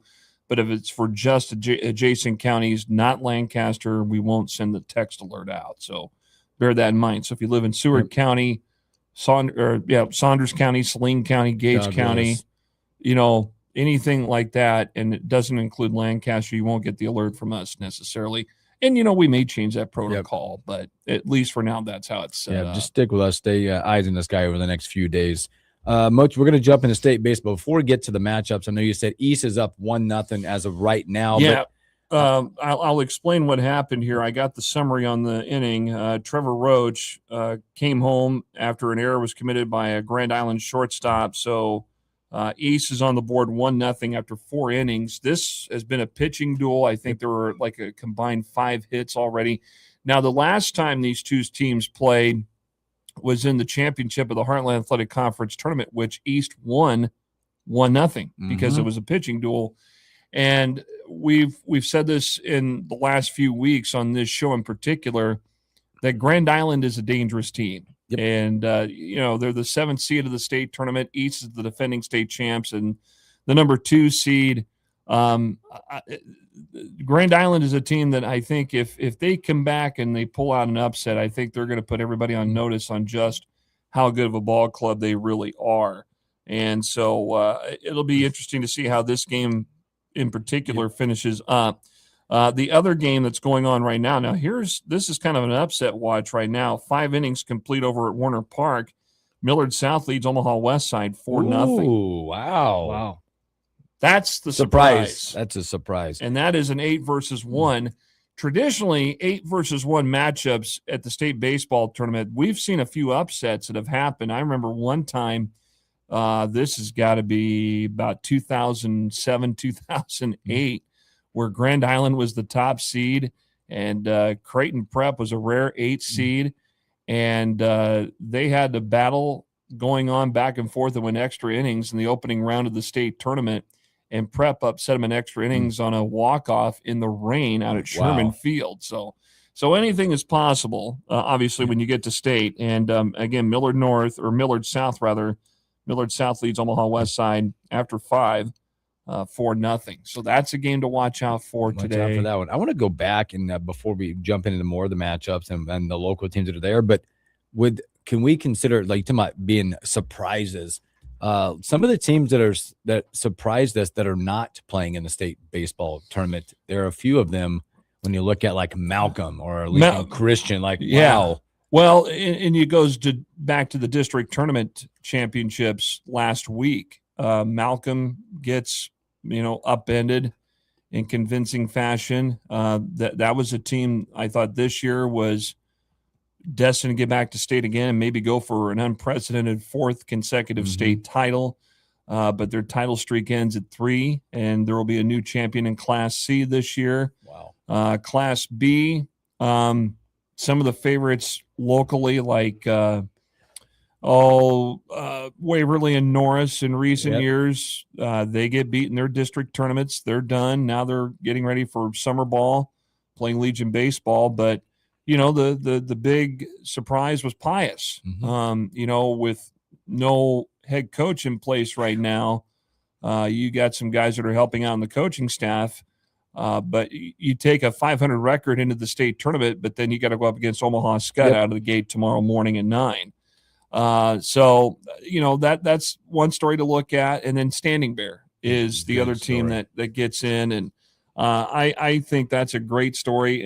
And based upon what I've heard from you and Elijah and everybody else that's seen those kids at a younger youth level that are now playing for Standing Bear, saying that you just wait in a couple of years and this team is going to be phenomenal. And I think this is the big step that they've taken. They're there, and now they're in a position to where they're going to be maybe improving from here on out. With what they've been able to do so far this year. Now they're in the state tournament, and they'll go up against, I believe, Platte Valley tomorrow morning or tomorrow afternoon at noon. That's over at Tal Anderson Field. The Scott Pius game is over at Warner Park tomorrow morning at 9. And then Lincoln Lutheran in Class C. Now, Lincoln Christian gets beat in their district championship. And I think that was a surprise to me that they did not get a wild card berth into state, just missing out on it. And then it came down to like less than a tenth of a point, I think, for Lincoln Lutheran, who got beat in their district tournament to qualify and get in as a wild card into state. So a lot of things happening here last week after we got off the air with those district tournament games, where you thought, okay, there's going to be a heavy load of teams from Lincoln in all three classes in the state tournament, whereas, we still got pretty good representation when you look at East and Southwest in Class A, Pius and Standing Bear in B, and in Class C, you got Lincoln Lutheran. And so Lutheran will play at Papillion La Vista South tomorrow night against Omaha Roncalli. I think that's the team that got them in the district championship. So that'll be a good game, but Lutheran comes in as the number 3 seed of the state tournament. So, yeah. And then it all continues on Monday, weather permitting. Oof. Thursday's that extra day. That's the weather day where they're going to be able to, if they have to not play on a single day because of the weather, then Thursday would be your day. They move it all to Thursday. And then they'll resume Tuesday, Wednesday, Thursday, and then Friday's championship Friday. So, yeah, everything's going to be, hopefully everything stays on schedule, but you don't know with Mother Nature, guys, on what Mother Nature can do. But all the state championship games are going to be played next Friday at Warner Park in Papillion. And that's been the home for state baseball championships the last several years, although a couple of years ago they were playing them over at Tal Anderson up there. That Tal Anderson facility is nice. That's a nice ball field up there. I think a lot of people, if you're looking at that A bracket, there's a highly anticipated second round matchup if it stays the way everyone expects and hopes to, and then you could have that clash of Lincoln with Southwest and East. Yeah, and that's the other potential matchup, because Southwest will play at noon at Tal Anderson against Papillion La Vista South. So if East ends up winning this game this morning against Grand Island and Southwest ends up defeating Papillion La Vista South, and they'll play Monday night, weather permitting, at 7 o'clock at Warner Park. And that's in the winner's bracket. Then the winner of that will move on. They'll play at 4 o'clock on Wednesday at Warner. And obviously, if East or Southwest, one of the two stays perfect and they get to the championship game, that'll be 7 o'clock next Friday night up at Warner. Baseball is awesome. Yeah, but just the weather, stay away from them. It's fun, and we just hope that the weather, as we were talking about off air, fellas, is that we need the rain around here bad. Desperately need the rain. We just don't need the bad stuff that comes along with it. I don't need you out recording anymore. What we recorded from here a few years ago. 2 years ago. Yeah, we don't need that. Hey, I want to get you caught up too. State soccer's going on up at Morrison Stadium in Omaha. Pius got beat in the boys bracket yesterday by Gretna 2-1. There are 2 semifinal games today, both involving Lincoln Southwest. The girls will play Elkhorn South at noon in the A semifinal. Then the A boys semifinal at 5:30. The seeding will feature Southwest against Papillion La Vista South. So those are, again, matches that we're watching and games that we're watching moving forward. State track meet begins next Wednesday in Omaha. Ooh, it's a big one. That's always a big draw up there. If you've ever been to the state track meet at Burke Stadium, that's a great setup. You got a lot of berm space you can sit on. You got plenty of bleacher space. They got a brand new press box up there that they've desperately needed for a long time. And we got the chance to sit in there last fall during the state football playoffs when East played Creighton Prep there. And it is top notch. It is high level. I mean, it's almost like a small Division II type setup with their facilities, and it's state of the art. And so, but if you've never had the opportunity to go check it out, that's one.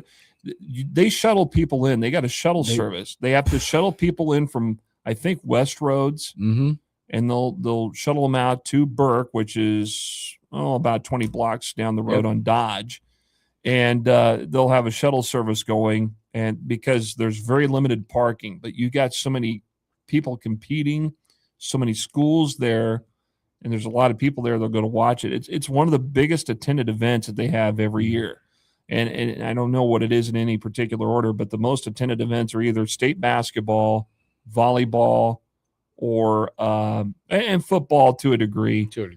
But state track and state wrestling are definitely up there. Those are heavily well-attended events that they have every year. So that's all coming up. State golf for the boys, that'll wrap it up. Girls tennis will wrap up. And before you know it, fellas, we're into summertime. School's over. You're going to be rocking Legion ball, Moats. Yeah. Coming up. Yeah. A lot of tryouts happening right now. I do know that. Yeah. For Legion, that some of the teams that are done, some of the teams that are not done are still holding on to staying focused on the state baseball. Well, of course they would. I mean, you have to. But again, state baseball going on. Score update, I think they're through 5 now up at Tal Anderson Field. Let's get an update here. Oh, got an update here. Grand Island in the top of the 5th, now going up in front of Lincoln East 3-1. Woo! Wow. And Gabe Ruiz and Grayson Sack had RBI hits for the Islanders, and so they got the lead on the defending state champs. By the way, the game, you can hear that over on LincolnPrepSportsNow.com. By the way, the Southwest game will be there too today with Bobby Hessling and our very own Thu Malone hanging out. Yeah, so they're up there for that. So that'll be a surprise if Grand Island holds on. But again, as I pointed out, they are a team that will pull off a big upset, and they could potentially do it right now. The top 2 seeds are on the ropes in the opening games of the state tournament. And I wanted to ask Moats, if those top 2 seeds do end up losing, if you're following along with the bracket, this is double elimination, correct? It is double elimination. Okay. We've had double elimination in the state tournament for a long time. I remember back in the days where, it was single elimination. You're one and done. But they've had double elimination. No, I'm trying to think, at least 25 years, I believe. Looks like around 1998 was the last single elimination. Yeah. Okay. So it's okay. So at least a little more than 25 years that they've changed the format. I know when my brother played in high school and they went to state as his senior year. Quick story about that. They beat Southeast in the opener. It would have been 8-1, but it ended up being 8-2. And they played it over at Roddy Field at Bellevue East, Northeast. And I'll keep the relief pitcher anonymous. Relief pitcher, it wasn't my brother. But they brought in a reliever. Alex Gordon comes up to bat. Whap! And that thing is still flying over downtown Omaha. And he hit the you-know-what out of it. He hit. I mean, you could tell. No doubter. As soon as it left the bat, it was gone. I love the no doubters. But yeah, that was the year they were. And then I think Northeast got beat. I can't remember who else they played. That was in 2001. I thought they maybe played like Prep or somebody, and Prep got them or whatever. But anyway, but yeah, that's my one story. But that was around the time they started doing double elimination. So yeah, YZ is right. But 98 was the last year they did single elimination at the state. But I like how they do the double elimination. It gives teams a chance. It'll be a lot of work to do coming back from the bottom side, but it gives you the chance. You couldn't do that in basketball or football or volleyball. You just couldn't. Baseball, I think it's manageable. Softball, yeah. But, other sports, you got to do single. So. Do you know who the last state champion was when they had single elimination? Ooh. In Class A? Well, it was only one class at that time. Oh, okay. And they didn't bring B back until like 2010 or 11. Yep. Okay. So, because there was like a 30-year window where they did not have any other classes except for A. It was mostly the Lincoln schools and the Metro that played, and Pius was in that fold too. 1998, I'm going to guess that it was Creighton Prep. Close. They played in the state championship in 1997. It was Papillion La Vista, and they took down Omaha West Side 8-2. Okay. In the state championship. Okay. So I was only off by a year. Off by a year. By a year, yeah. As you get older, things kind of blend together. It's the same. It feels like it just happened right there. All right, Mo, to recap where we're going to be at and all that stuff. Again, state baseball, again, the East Grand Island game on, and then Southwest and Papillion La Vista South. That's at LincolnPrepSportsNow.com. That's going on today. Pius and Scott tomorrow at 9. Standing Bear will play tomorrow morning or tomorrow at noon. And let me bring up that bracket here really quick. They play, it looks like Platte Valley. Bear with me here. You're good. Let's see. Bringing it up here. Bringing it up. Bracket 1. Okay, I need bracket 2. Camera 1. Camera 2. They'll play Platte Valley tomorrow at noon over at Tal Anderson. And then Lincoln Lutheran will play Omaha Roncalli tomorrow night at 7 over at Papillion La Vista South. So again, that's what's on for the weekend. Beautiful state baseball as you're hearing from the Almanac. Couple upsets in the making right now. Perhaps in the making. Perhaps. So we'll see what happens. We'll be monitoring it. We'll try to get you a score update and news here at the top of the hour, and also be weather aware this weekend if you're going to places like state baseball or state soccer. Or Des Moines, Iowa. Or Des Moines, Iowa, like Bill Hooks. Yay. Or there's an enhanced risk of severe weather today. Just today. I think today is their enhanced version. Yeah, so just be careful. You got the Army helmet? Makes me nervous. I get nervous mostly around this. You got a football helmet you could bring? I'm not going to be outside. I'm not even going to be outside. We're going to be there hopefully before anything happens. All right. Leaving not shortly after this. So, well, Mochi, thank you, brother. You bet. Have a good sports weekend, fellas. The Almanac, Jeff Moch right there. We'll take another break. We'll come back and do Husker updates and stories that we missed.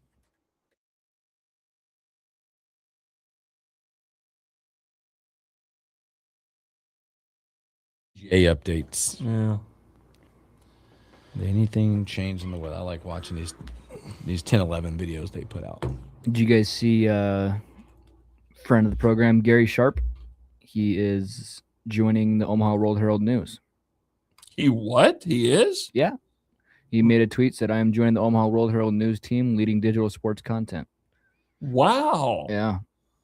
Gary and I go way back. I worked with Gary here in Lincoln. He's a good guy. Gary's one of my mentors. We worked together. We were on the air together. We did a radio show for a drive time show years ago across town. And I did sports. He anchored the whole thing. And then he did Sports Nightly for several years. Stars Hockey. Did some high school stuff before that. He was covering high school games when I played. Oh, wow. Him and John Baylor were. And Jim Rose and John Bishop, all those guys. And they were all my mentors. So that's good. I'm happy for Gary. That's great. And I think he'd be pretty good with it. Mm-hmm. And he'll be on tomorrow morning, I think, with Schmitty. Yeah, I still think he's doing Average Joe's on the weekends. Yeah, I think, that's good. Good stuff. Good stuff. Let's see. Oops. Let me see here. All right, I'm going to go listen to the rest of that game with Thu and Bobby. And just cancel all the weather. Just cancel everything this weekend. Stay home. Don't you have a on-off switch modes? Can't you just turn off? I wish. Just cancel. I wish. Guys, the weather's coming. Stay home. I wish. All right, fellas, have a good weekend. Right, thanks, Moch. You too, brother.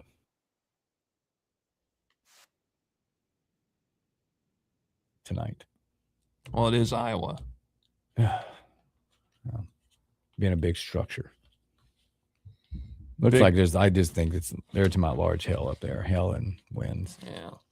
Which is still not fun. I don't like that word hail. I don't.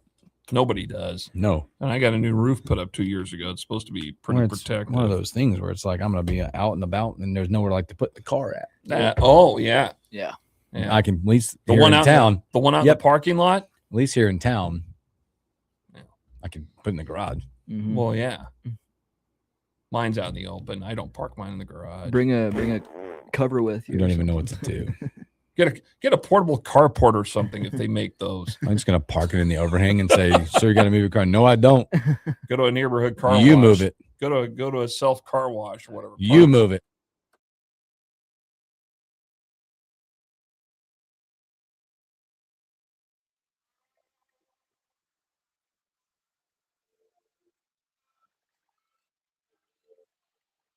Welcome back in the Morning Hookup. Special thanks here to the Almanac Jeff Moats providing state sports updates and weather updates. As he said, eyes in the sky throughout the weekend, tonight, throughout the weekend. And like it sounds like, again, listen, prepare yourselves, have a plan, especially if you're out and about, have a plan. You sounded kind of defeated when you came back from the break as we were talking about weather. I just don't like it. I mean, I've been here since 2001. It just gets me anxious. Yeah. It's the anxiety level of it and being up in another state when it's happening, and then you're thinking about getting back home, Mhm. and then you're thinking about everything back home because it's a leave today and travel back on a Sunday, where there could be weather all the way home. Hopefully, it just stays with, we can take heavy rain, keep Yes. keep the lightning, keep Maybe the there's hail, yeah, keep the maybe there's the something tornadoes. that changes in the atmospheric whatever Right. that'll push it. And again, I don't want anybody to experience it, Mhm. but I'm going to be selfish, not here.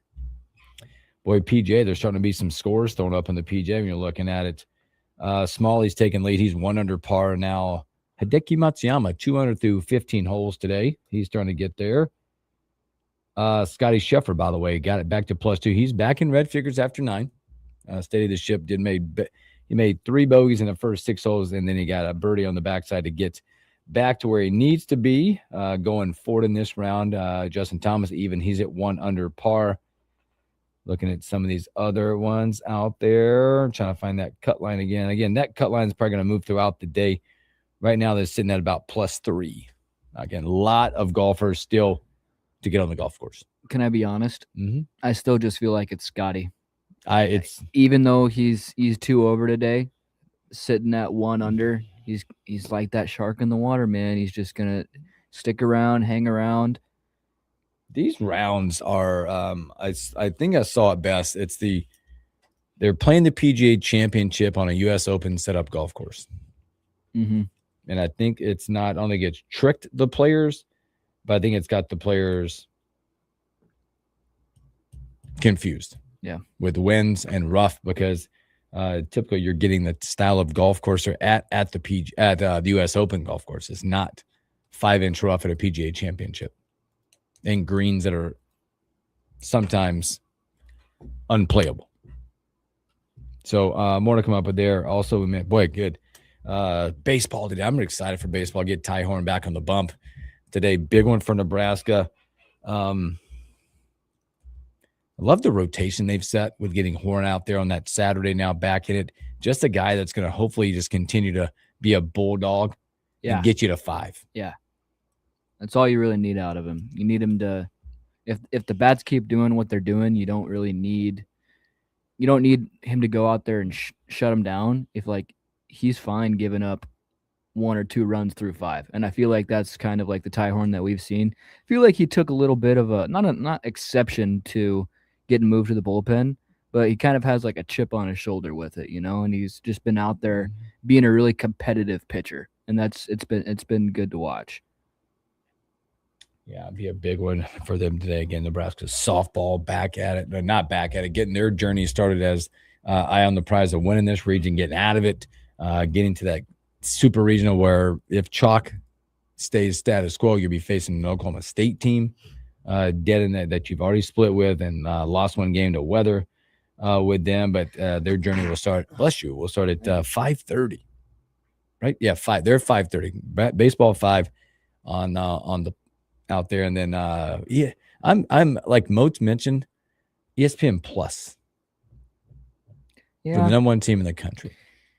They've kind of gotten disrespected the last couple weeks. Yeah, you're the number 4 overall seed. Yikes! You're number 1 team in the country, and then you're going to get ESPN Plus for your opening round game. Is that kind of the Nebraska tax or the Big Ten tax? Yeah. It really feels like something, doesn't it? Yeah.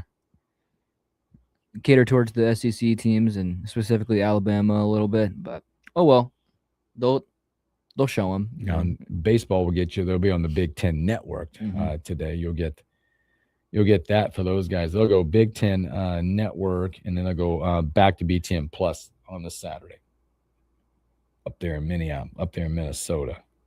Yeah, I was thrown off by that when you're talking about being on the Plus. Not a fan. of throwing your no one team in the country and a lot of services on the plus. Highlight it, get it there.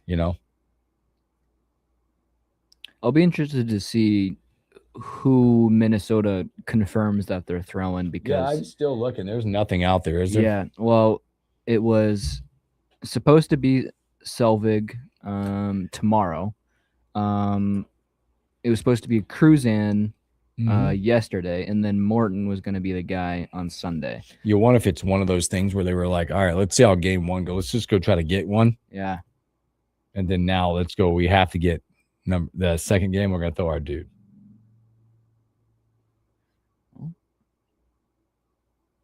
Nothing out there yet? No, I'm not seeing anything. But keep an eye out for that. See if keep an eye. I feel like it's that weekend. Keep an eye out for a lot of things. Yeah. Right now, as you start your weekend, your sports weekend, getting to the point as Motzi. Yeah, have a great sports weekend. Love that quote from Motzi. We didn't even talk about the Red Sox and the Braves got a series coming up. Whoa! What's that? What are they doing? Well, I think we can pretty much chalk it up right now that your Braves are going to sweep my Red Sox. I'm waiting for that bubble to burst in Atlanta. They've playing pretty good baseball. Matt Olson's been having a phenomenal year right now out there. Boy, even yesterday, no, they lost it. They lost one. They lost a pitching duel to the Cubs, 2-0. Sale was fantastic. Cubs side was fantastic on the bump. Missed opportunities. But again, they'll go. It's a good matchup tonight.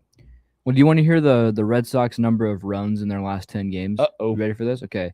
Detroit, 5-10-4. That's manageable. 4-0-1-1-1-1. Had a little offensive issues. They've had a little offensive issues all year. This team cannot hit the ball when they get base runners on. They can't move them over. They can't bring them in. Striking out with guys on third with less than 2 outs. Just not good.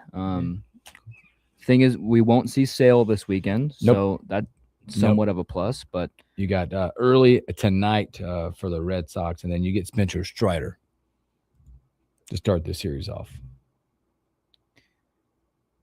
I would say we could throw a bet on it, but I don't feel confident in my side at all. So I'll just give it to your Braves.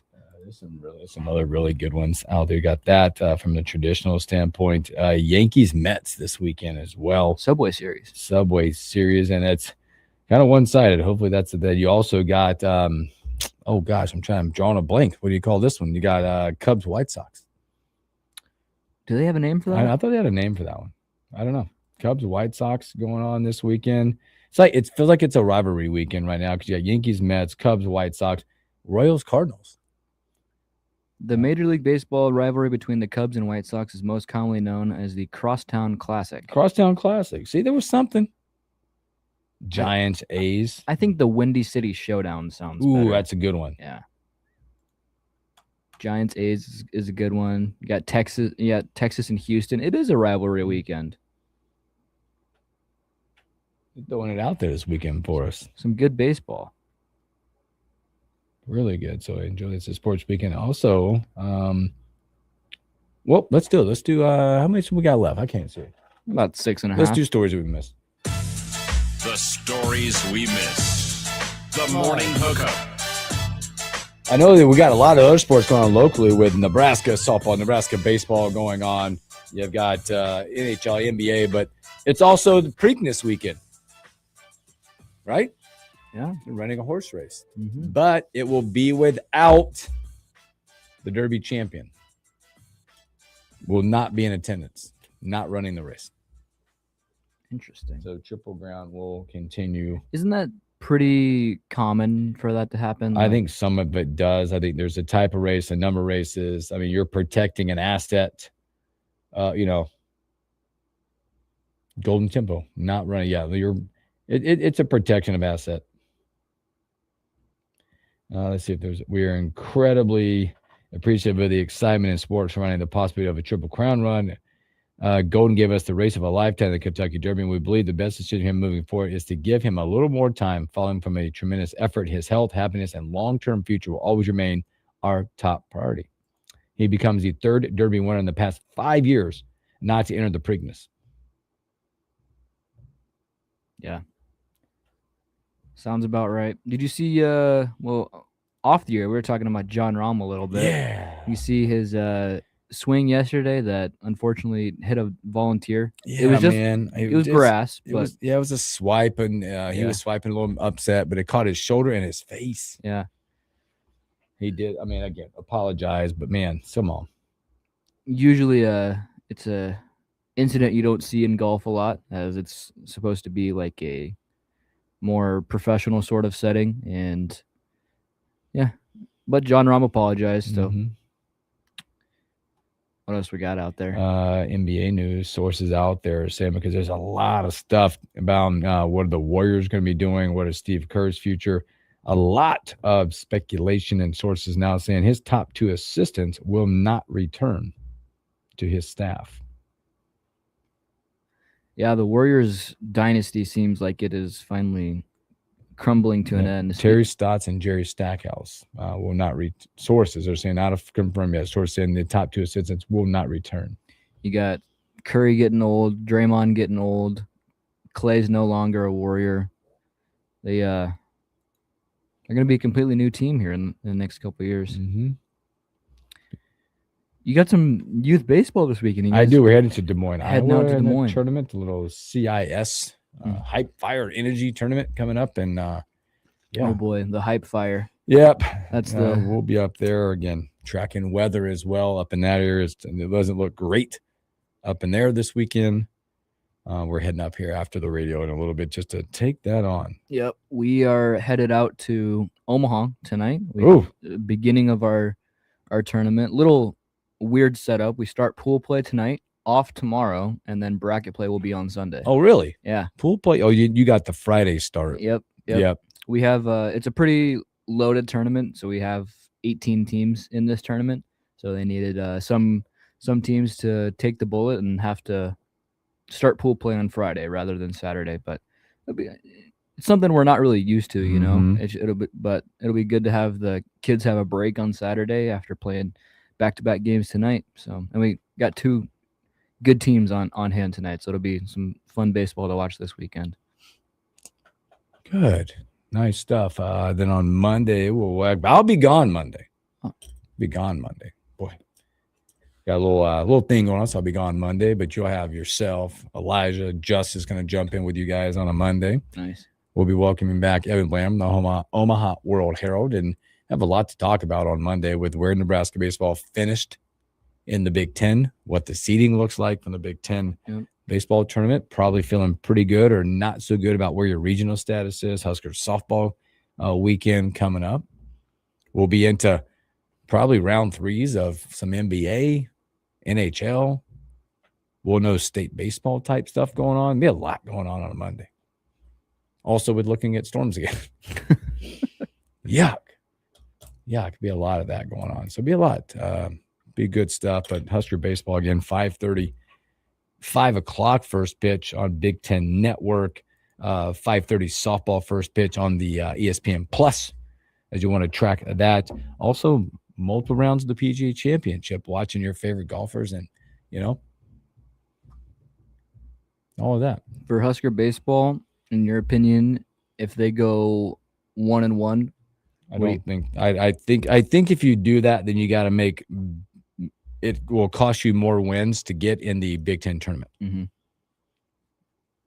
Because right now you can go out and they're starting to do all the comparisons, comparison this, comparison that, of all the like teams.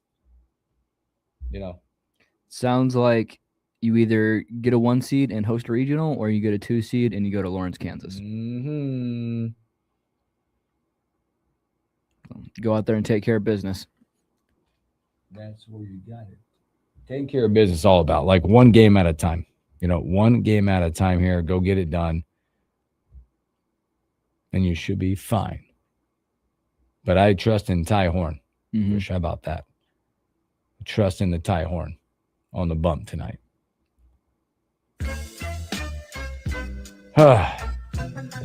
Thank you guys for hanging out with us on Husker Homer Friday. Keep your eyes in the sky over the weekend.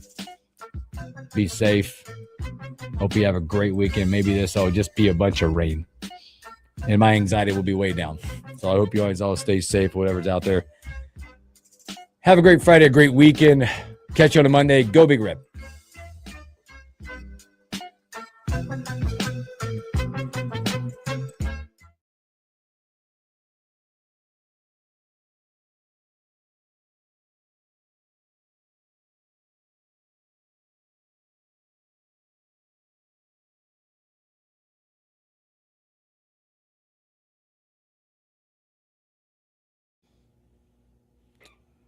This train.